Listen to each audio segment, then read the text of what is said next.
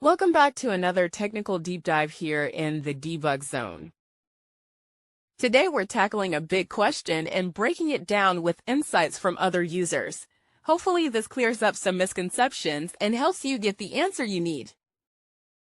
So buckle up, stay a little curious, and let's jump right in.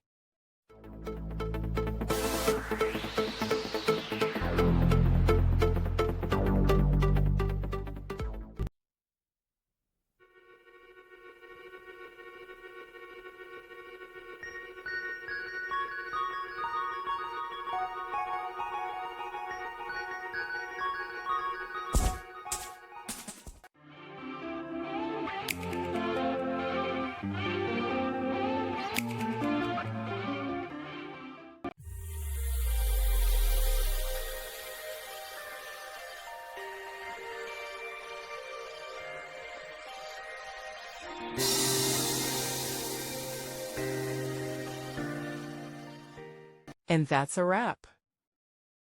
I hope you found the answer you were looking for. If you did, take a second to hit that subscribe button. It really helps out. And let me know in the comments which solution worked best for you. See you next time in the debug zone.